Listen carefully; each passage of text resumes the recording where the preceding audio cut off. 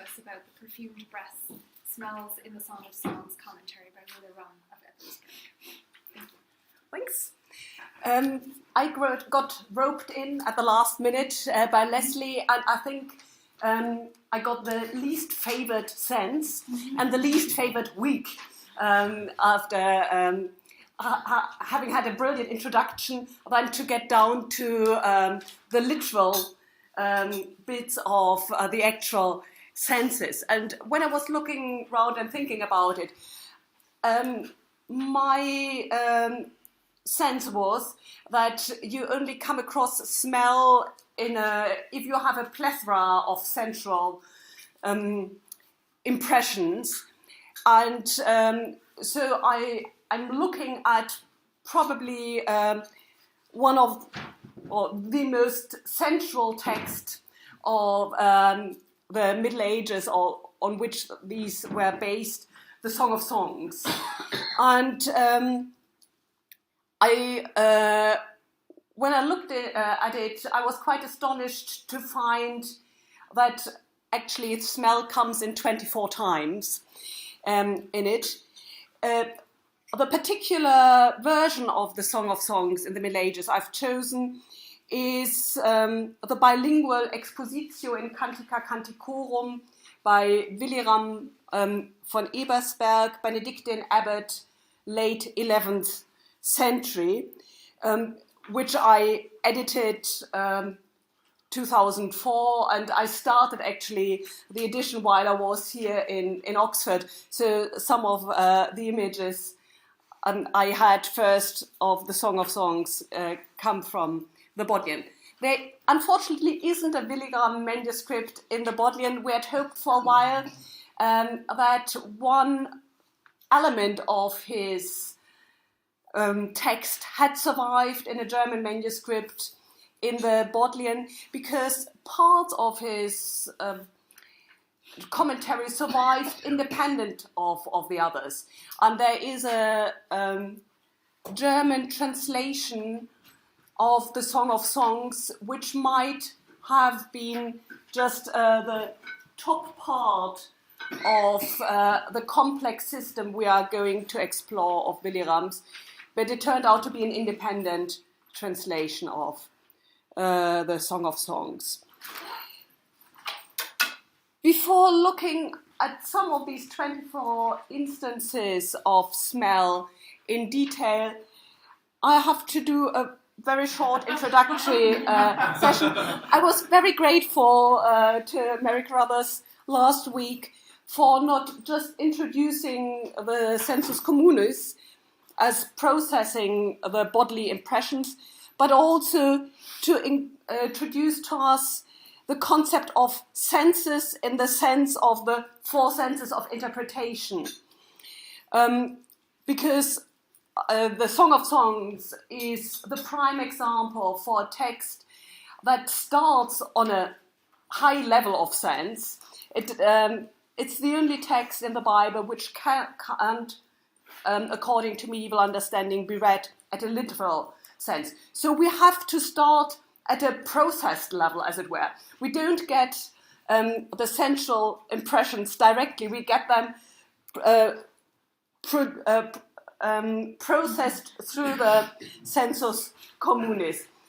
This is a parallel diagram to the one we saw last week, with all the senses penciled in. So we are looking at here the olfactus, but we'll get a lot of gustus as well.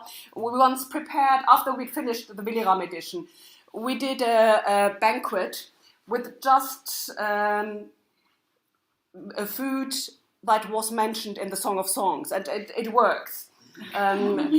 We had to use some tricks, but not too many.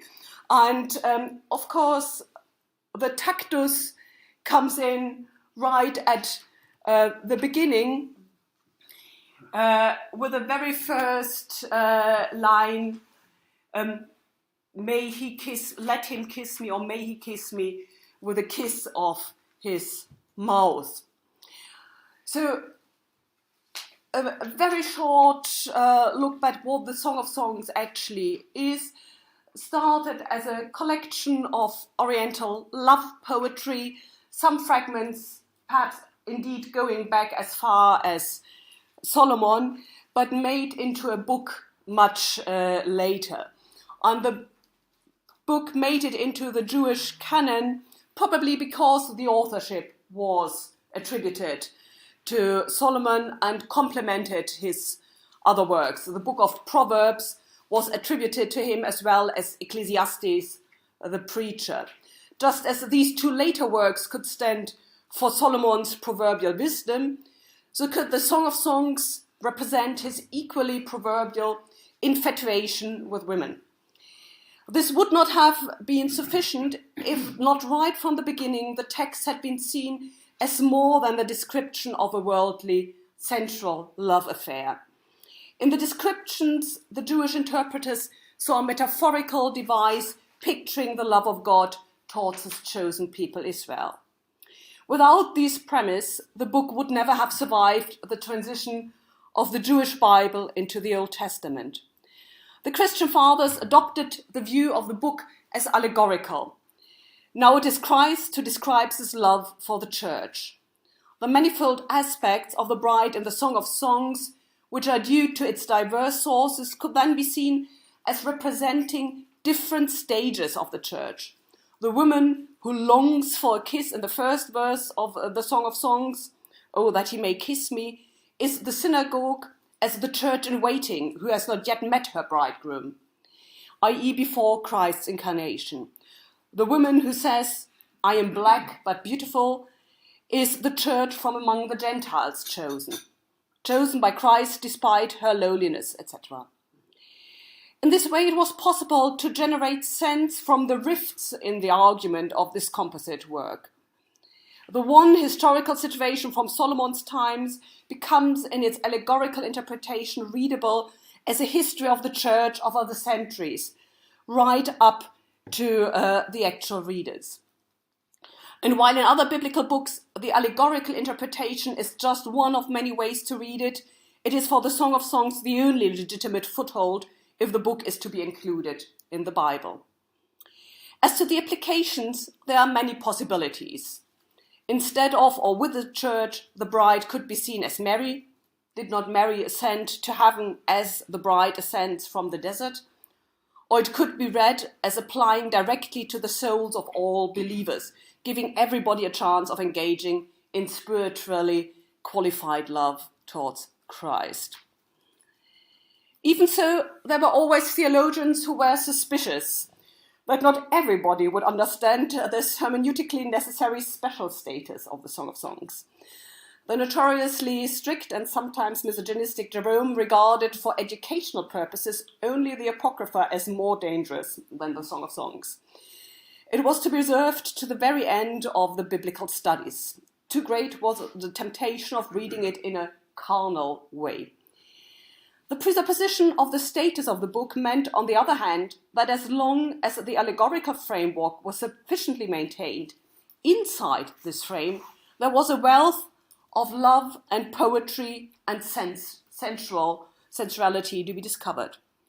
The first images of couples embracing and kissing in Western art can be seen in illustrations of this book.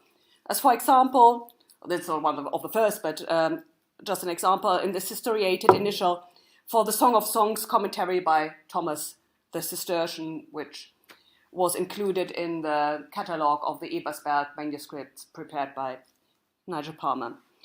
The framework in this case are the two halos, the left one decorated with a cross and the inscription Christ, respectively Ecclesia, next to the women with a veil of the cross. Here is the Christus, here Ecclesia, embracing, touching, and soon to be kissing. You want to protest? Why is her hand so floppy? I think it's actually a betrothal gesture. Yeah. It looks like the hand clasp, the sort of traditional marital. Yeah. Yeah. So you Yeah. basically. So with this kiss, and this, yeah. Yeah, so the couple, it is labeled correctly, but it still conveys the sense. And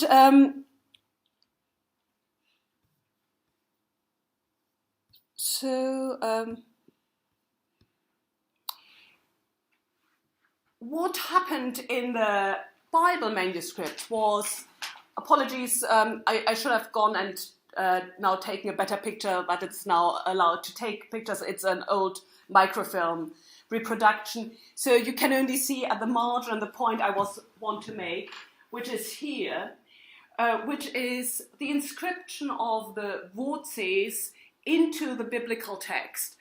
So the Hebrew book just runs as a dialogue without speakers indicated. But the identification of the on the allegorical level, which was the first level, with Christ and the church, made its way from the marginal place into the text. So later, this is the York Bible in the Bodleian. In later Bible manuscripts, you have it in the running text, interrupting such as stage directions, the dialogue. So Christ is literally inscribed into this book, and it becomes, the speakers become part of the text. So I just wanted to show the one German translation, which isn't Williram, and but runs through this MS Germ E10. Now to come to Williram's version, which is based on this Latin version, including the voices.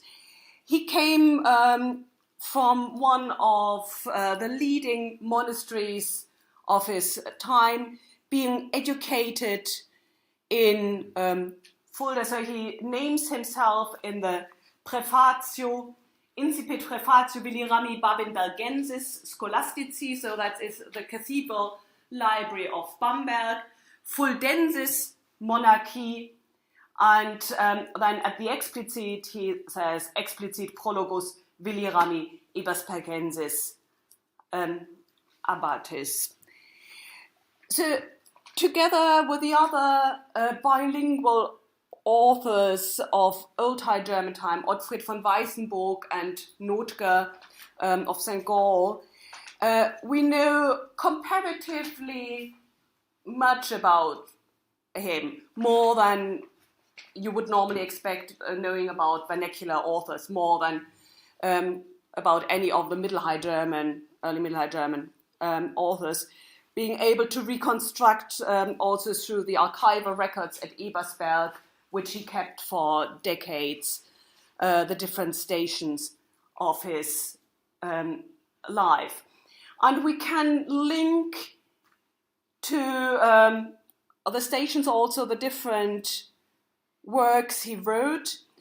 To probably an early stage belongs the poems, occasional poetry, some memorial verses to memorize all the plagues of Egypt, for example, which are collected in a kind of Gesamtausgabe, Opera Omnia, which was written in Ebersberg, which also has the Song of Songs in there. And we also have, probably from a later stage, purely Latin work by his the Vita of Saint Aurelius. And you're excused if you have never heard of Aurelius. It was because of his obscurity that Williram was asked to bump him up a bit with a fashionable new life. So it's a rhetorical, brilliant piece composed of all the most fashionable elements of patristic saints' lives.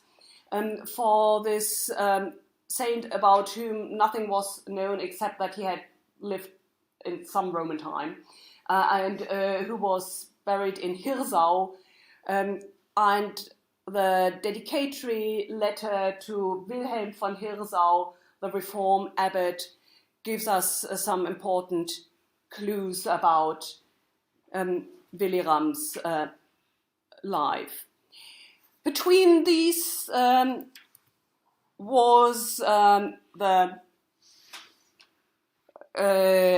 Song of Songs commentary, which only in the Ebersberg manuscript, not in the other early manuscript, has a dedicatory poem to Henry IV,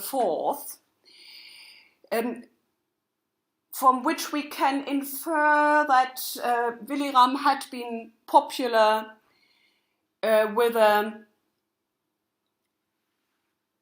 his father, Henry III, and was now trying to ingratiate himself. He complains bitterly about the little income at Ebersberg. It's a bit like college rivalry. He wants to go back to one of the richer colleges, and he says, I'll do anything if I'm allowed to go back to Fulda. He would even walk back Repedare. If you don't top up my stipend, let me at least run back to Fulda. It doesn't seem to have worked, at least not going back to Fulda. Actually, he might have got a better income because Ebersberg wasn't that bad off. But what at least worked was to secure via this patronage the wide distribution of his Expositio. It's the work from Old High German times with the highest number of surviving manuscript, and it was transmitted right through to the print era. So we have a 16th century print which back translate the Old High German into Latin to make it palatable, but preserves Williram's verse.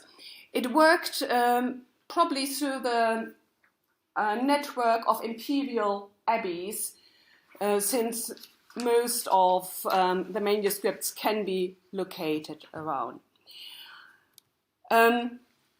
And we know the exact date of his death, since it's both recorded in the necrologium of the Bamberg Benedictine monastery Michelsberg, where he had been a scholaster, as in the Epitaphium Willerami Abbatis, which is written in the first person and included in Williram's own poems, but has the exact date. And I just want to pick out one line from there,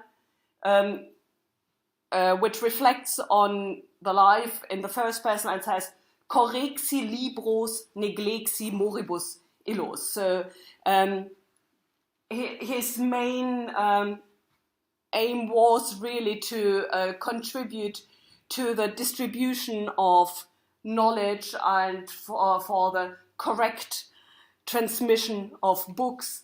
But what he comes back to time and again in his explanation of the Song of Songs, it's not just enough to sniff the odor of sanctity, you have to exhale it as well, you have to pass it on, so you have the life according to this.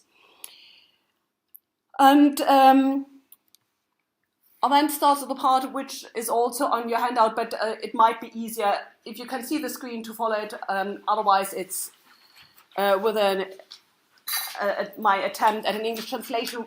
Corrections welcome. Like Williram, I rely on corrections of the books, and this English translation was done rather hastily over the course of the last week. So the trigger for his work is the low state of scholarship in his times, as always, and so not even the literale studium is working out in his times, let alone anything beyond that. And his argument is that really the Septem Artis should just be a basis to study scripture and not a means in its own end. And that people are either too arrogant to pass on their knowledge, or they don't know better. So he is taking the example of Lanfranc, which he is name dropping here in explaining the gospel, the epistles of St. Paul and the Psalter, and to stimulate with this work others investing in biblical studies. So his aim in preparing the Song of Songs was to showcase that the Bible could provide as central a copy as Ovid's love poetry, for example, could do. And he says he wants to reach this goal by ascribing the commentary to the voices itself. And that's something that, to my knowledge, has only been done really in this commentary, that it's a continuous dialogue. So the commentary isn't in the third person explaining what is going on in the dialogue, but it's Christ speaking, explaining his own words. It's the church with a running commentary on her own words to Christ, so that it should be delectabilius in presenting a lively dialogue, but at the same time have the richness of the explanation included. And he explains also the layout. It's sicut corpore in medio positum. It's like a body put in the middle and fortified on both sides by corpus in medio positum his utrinque cingatur. And then he ends with a little in-joke, because he, after having thrashed antique poetry, he quotes Horace and ends actually in verse form.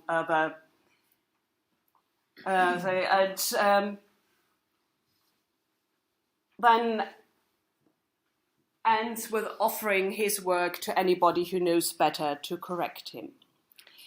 So now to come to the text itself and how this complex work of having a running dialogue is actually structured. So you have on the top the Vox, who's speaking, and in the middle column you have in large script the actual text of the Vulgate. osculetur me osculo ore sui. Then you have on the top right-hand side an Old High German translation, followed by a German commentary, prose commentary, with inbuilt Latin technical terms. On the other side, you have a verse paraphrase of the same lines, followed by a verse paraphrase of the German commentary. So you have a 5-part structure, which also evokes the late antique structure of the opus geminum, to have at the same time a prose and a verse, a rendering of the same topos. And the whole thing is, he claimed in the preface that he wouldn't add anything of his own. And actually, dogmatically speaking, it's a very old-fashioned text.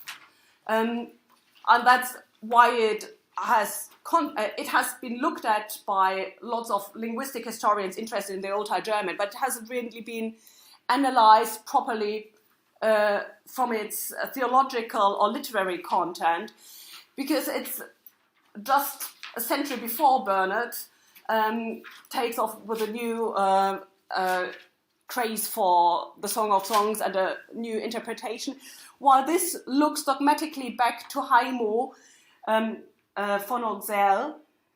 And we printed the whole of the Heimo commentary in the apparatus, because quite often Williram so rhetorically intertwines the meaning that you need the prose version to understand it. And Heimo's commentary is in the traditional way, so he says, Osculetur me osculo ore sui, desiderantis vox est synagogae, so this is the voice of the synagogue, quasi diceret, as if she was saying, and then comes that. And so this quasi is left out. It runs directly through.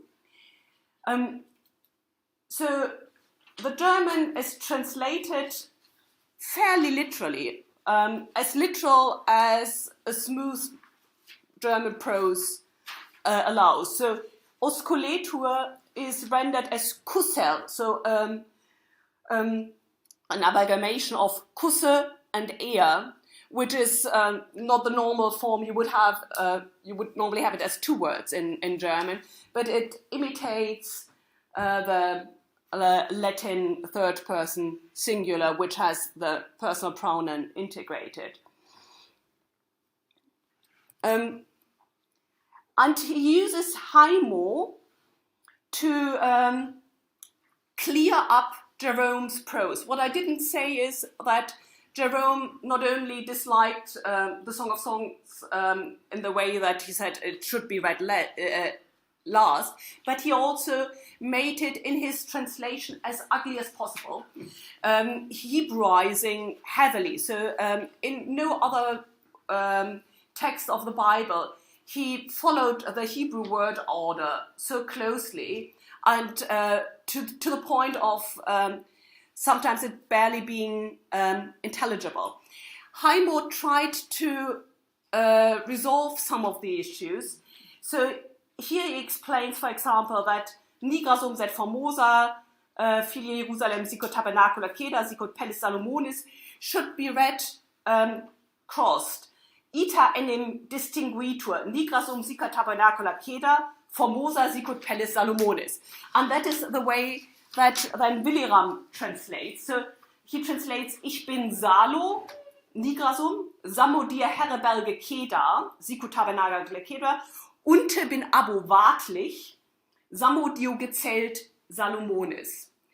So he uses his translation from Latin into Old High German to restructure and clarify the sense, and that's then the order in which he translates across to the Latin. So we can see that it's really a movement from the Vulgate to the Old High German prose translation, and this is then versified back quem sitio votis nunc oscula porrigat oris in Leoninic hexameters rhyming in the middle.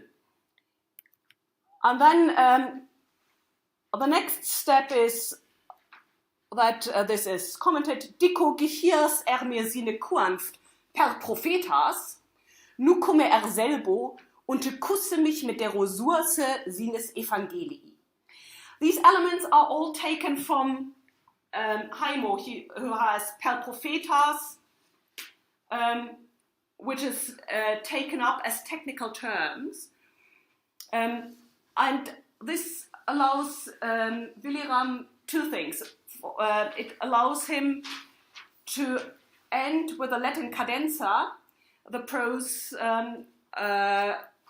structure. So the Latin terms normally come at the end of a line, and it allows him to have key theological concepts present, and then free him for a complete rewriting on the left-hand side. Quem mihi venturum promserunt organavatum nunc etiam per se praesens dignetur ad esse oscula praebendosua dulcia verba loquendo. So he doesn't talk about prophets any longer, he talks about vates. He doesn't talk about evangelium, he talks about dulcia verba. Having cleared up the dogmatic content of the whole thing, that it's in fact the synagogue waiting for the gospel to come, he's free in the Latin to use antique or antique sounding terms, which makes this readable as a love poem without any direct Christian connotations. And in fact, some of the later manuscripts just copied this as a love poem, exactly contrary to Williram's intention. So that build up the whole thing to show it has poetic content, but it also is firmly dogmatically grounded. So you have the opus geminum to use for the document, So now to the first bit with actual smell in it. Apologies for taking quite a while, but I thought it's necessary to understand how it the jigsaw fits together. So the second bit of the Song of Songs, Williram cut up different from Haimo. The Song of Songs in 149 portions, which together with his prologue makes it into the number equivalent to the Psalms. Also a way of also instilling his prologue with quite some authority, because it gets the same position as the Psalm 1, which is programmatic for the whole of the Psalter. So his prologue is to be read programmatic for all of the Song of Songs. So this second bit is still in the voice to be read of the synagogue. So it's now running down. It's still the synagogue speaking. So she's speaking towards Christ and talking about his breasts as quia meliora sunt ubera tua vino fraglantia ungentis optimis. That's translated as Vanta besser sind dines Bunde deme Vine, sie stinkente mit den bessesten Salbon. And that's then translated, I'll go straight to the German Latin mix. Dio suasse dinero gratiae ist besserer dane dio scharfe dero legis, als is quid lex per Mäusendata est gratia et veritas per Jesum Christum facta est. Dio selber Gnada is gemisket, so is prepared of, mixed up through the ingredients mit variis doniis spiritus sancti, so it's the sweetness of the grace is the basis for this kind of ointment, which is then spiced up with the 7 gifts of the Holy Spirit. And with this ointment composed from grace and the 7 gifts, machest, mit dem du machust expectatoribus justus ex damnandis remunerandos.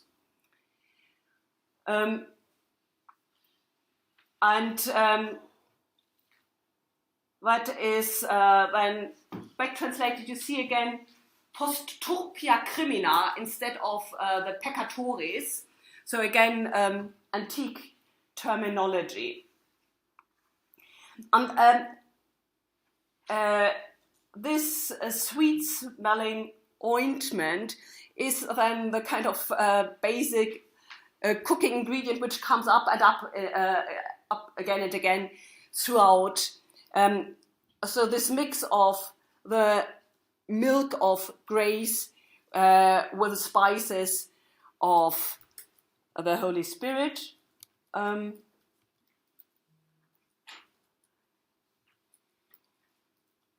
And this is picked up then in the next line, which is now spoken by the next incarnation of the church, as it were, not any longer the church in waiting, a synagogue, but the church proper, who says, trahe me post te choremus, and then in odore ungentorum tuorum is an addition which is only in some manuscript. It's not in Haimo, and it's not uncommon to have it, but Williram seems to have made a conscious decision to include that from a different Bible tradition to provide the link between the concoction we've just seen, sweet smelling coming out of the breasts of Christ, and now the following, which has to the kind of in the wake of the smell. Zuich mich nach dir, so laufen wir in demus danke dinero salben. And then the church continues saying, ich bekennon min Unkraft, von den Dannern hilf mir mit dienen Gnaden, so schund ich andere zu dinemo vega. So, and then I'll push along others. So, it's a bit like with the Panther in the Physiologos, which is also allegorized as Christ, sweet-smelling breath, which attracts others. So here it's the image of this perfumed Christ of sprouting perfume milk, running ahead and pulling after him the ecclesia, which then can, through this pull, get others to follow on this way. And that is the basic message that Williram tries to drive home throughout his commentary, that the grace is a kind of obligation for especially the doctores, which is a vocabulary which comes then time and again to instruct others.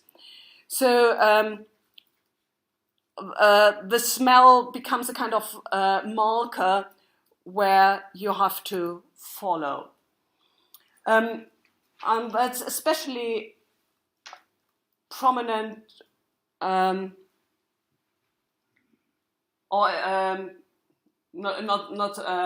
in this, where it's talked about the odor as odor spiritualium virtutum. So this is a bit later. It's the 19th section in Williram. Sorry, it's not on your handout. So from here on, you are at my grace.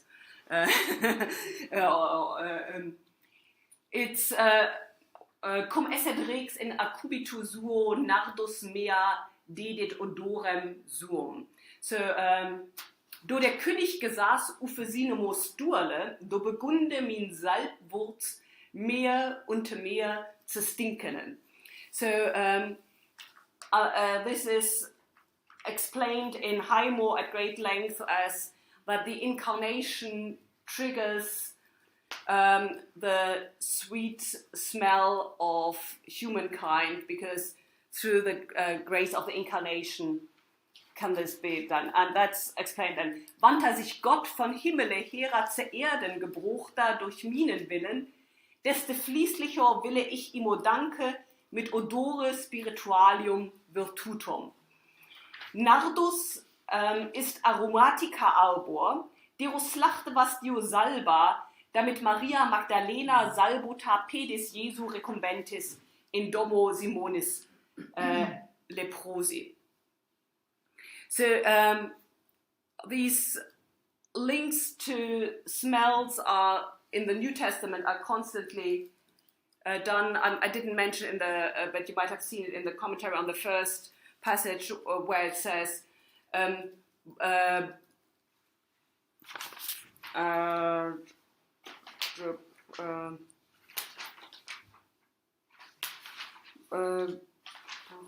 I have it?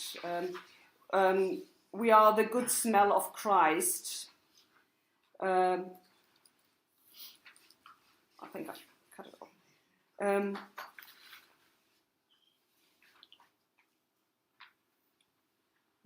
Anyway, so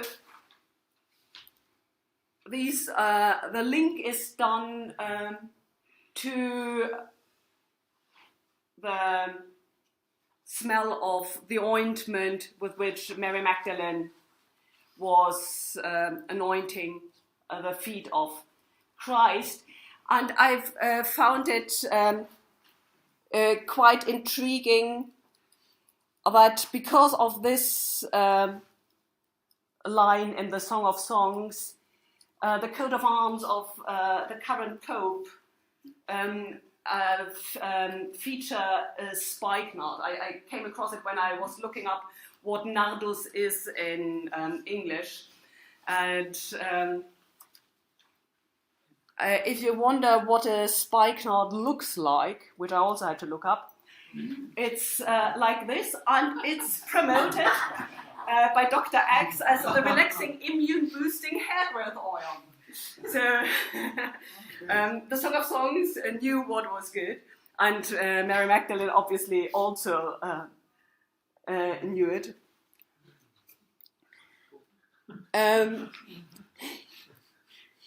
And it continues with another oriental smell with myrrh, which again is then linked up with the New Testament myrrh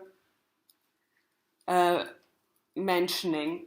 So, min Wiene ist mir also ein Gebuntelin Myrron, inzwischen minen Brüsten wohnet er. Ich bin immer irmer desto holder, dass er dir bittere des Todes durch mich wollte lieben. In meinem Herzen, das inzwischen in Brüsten lieget, will ich irmer gehucken der Sinero Michelen Gnaden. So, again, the sense of smell is linked up with the sense of grace. And this line actually is the one with one of the strongest reception history for the Song of Songs. The whole Fasciculus Murray commentaries in the late Middle Ages come from here, but not through Williram, rather through then Bernard of Clairvaux, who was naming this line as decisive for his understanding of the Passion of Christ.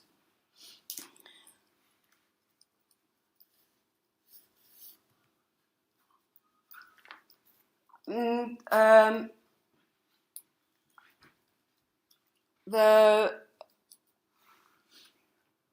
next bit are the sweet-smelling vineyards, the vinea, dederunt odorem suum, and there you can see that sometimes Williram introduced little bits to make again the Latin clearer, because it's explained that not actually the vineyards are emitting the smell, but it's the flowering that die Wiengarten blühend unter die bluert machet sursen stank. Dodero apostolorum predicatio gestalcota unter dero sententia vart reprobata, die carnalita legem wollten observare, sider schienen in ecclesia manniger slachte Tugende samovin blurt, und von den Tugenden kam gut luimund. So good reputation came out of the flowering of the vineyards of the apostles. Als es quid magnificabet eos populus. And I've put an illustration here from a century later from the Hortus Deliciarum, where you see Christ leading ecclesia to see the vineyards and the Filiae Jerusalem, but not just to see, but also to eject the heretical foxes, because the foxes that come up in two verses later in Canticum 2:15 are throughout the Middle Ages explained as the heretics. And so it's like one of these trying to dispel insects by having this strong smell, a candle. The Surse stank should attract the church and make her then expel that. I'll finish with this last smell in the Song of Songs, because this now takes up the same wording we had in the first chapter, but this time it's said by the voice of Christ. So it's addressed by the Vox Christi to the church. Quam pulchres und mametue suro mea, pulchriora uberatua vino, so that's the same, et odor ungentorum tuorum super omnia aromata. Besser sind die Spunne danne der Wien, und der Stank die Rosalben, der ist über alle Stankwurzel. Stankwurzel, again, this aromatic knot. Besser ist die murterliche Source minus Evangelii. So now it's Christ speaking, so better is the motherly sweetness of my gospel, die du predicas, which you are preaching, et que per lac figurator, and which is signified by milk, danedero alton evon asperitas, que per vinum figurator, then the acidity or the, how would you say, it's like a Riesling, a very sourness of the wine. Abo diomare mine gratiae, but the news of my grace, quae per unguentum exprimitur, diu cumit fervor unde gelocket maniga menisken zu sich, dane alle legalis observationis. Vante nu sub gratia manegera exercitia virtutum führe communt in virginitate, in continentia, in elemosynis, etc. bodis operibus, dane ihr etate sub lege. So, conclusion, what is the smell all about in Williram's Song of Songs? For Williram, it is a trigger sense. Running in the smell of Christ allows the imitatio Christi. The sweet smell is a privilege which symbolizes the obligation for the doctores to pass on the knowledge. It is the central equivalent of the rhetoric of his prologue. This might be among the learned audience of doctores the right moment to stop talking and discuss whether you think this reading of the sensus has made any sense at all. Thank you.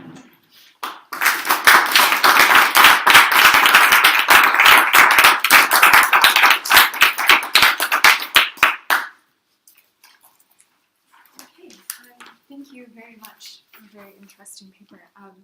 I'd like to open the floor to questions now.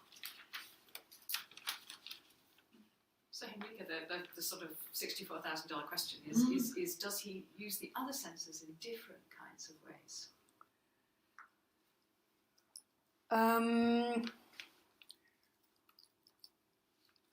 Basically not. I'd say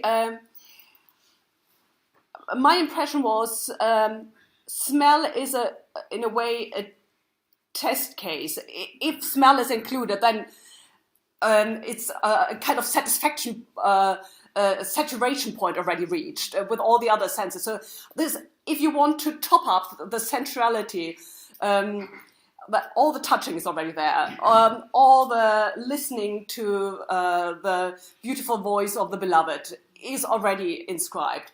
All the eating of the lovely meal that has been prepared. If you want to go beyond what is already there, then you have to go for the smell as perhaps the least yet overdone sense. But this one's sight, isn't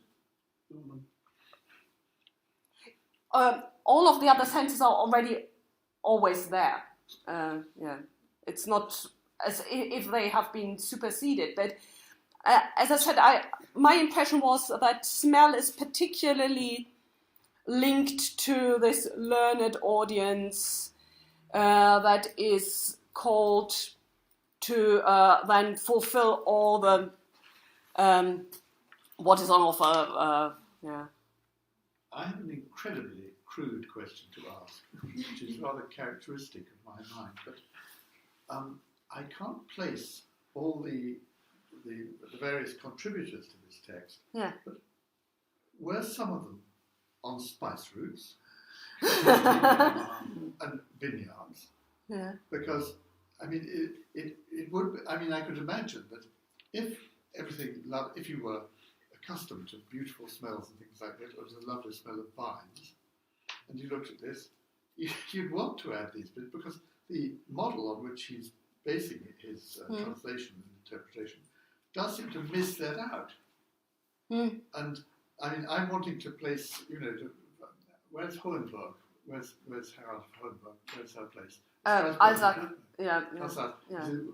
The wine there. Yeah. And I'm thinking of Hersau. I don't know where. Beer. What? It's beer in Ebersberg. It can be beer, but also as I said, it's a crude question, but it's just worth thinking about. The experience of the monk who's writing this thing. Just along those lines. Yeah. I heard a talk by Bill Jordan, actually, not surprisingly, about 13th century Paris. And it had to do, among other things, with the smell of Paris. And I know Sandy has a special thing about smell, especially urban smell. And that was one of the things that struck me, of course, also is that it is not just the pleasant smell, it's not the sweet smell. The sweetness is one of those adjectives, it's a comprehensive adjective because there's sweet sound and there's sweet sight and sweet smell and so forth. It's a kind of communis sensus in and of itself. But also the notion of reek, English, or as English calls it, stink, using the German word, meaning the very terrible smells. A miasma, which is associated with illness, especially in an urban context. So I'm thinking about which you did not get into, but I'm wondering if this is part of his mind, is the medical associations with smell. That is to say, these herbs in part are healing because they are sweetly odoriferous, in the same way that other smells can be genuinely illness-producing and destructive. I'm not sure. I mean, the one with a myrrh is the only one where bitter is associated with it. All the others are explicitly, so odor is here translated as Sursestank, specifically, and it's made clear throughout that it's sweet smell. There is no reeking at all in the Song of Songs. There is asperitas, right? Didn't you say that? Yeah, but that's more the taste sense, I'd say. Can we really separate these so? So, die umurterliche Source is... translated. What? You translated. So, better is the motherly sweetness of my gospel, which thou art preaching, at which is signified by milk, as I had translated before, then the asperitas of the Old Testament, Wine, But yes. go on. which is signified by wine. So, will milk and wine. Milk and wine, Sweetness, yeah. austerity. Yeah. Yes, right, and so that seems to me that at least implicit in a lot of this, and of course this is the Song of Songs and it is Christ, so Christ is obviously not going to be reeking. Yeah. So you're going to have much more sense of the healingness of sweetness. But it does seem to me that there's enough in there of this, of the opposite, of the tension with the asperitas. And actually in terms of taste, now I don't think I've ever tasted spikenard, but I have actually chewed myrrh, and it's very bitter indeed. So I think that I mean, it seems to me that smell and taste are very much linked in this particular Yes. In this particular way, and the sweetness of the smell and the sweetness of the of taste are sort of implicit in that. So I think back there you've been waiting for a while. Sort of adding to that, I think it becomes more confusing in German because Geschmack means both smell and taste Yeah. later on. Right. And so I found it interesting that they are using Geschmack here. Yeah. And does he use Geschmack? Yeah. Smack. Yeah. Smack. Yeah. Yeah. Stunk becomes later just then oppressive smell. Becomes a stink. While here it's as neutral as odor is. But I just think that with that, it's the actual physical effect upon the body of these various sensations. So I mean, yes, this is obviously allegorical, but I think behind it is this sense that smells can make you sick as well as heal you, and I think that's very important in this. Gustav? Yeah, I was tying into that. I mean, there's also the idea of the heretics as being pestiferous, bringing with them this kind of terrible smell, terrible disease, and so on.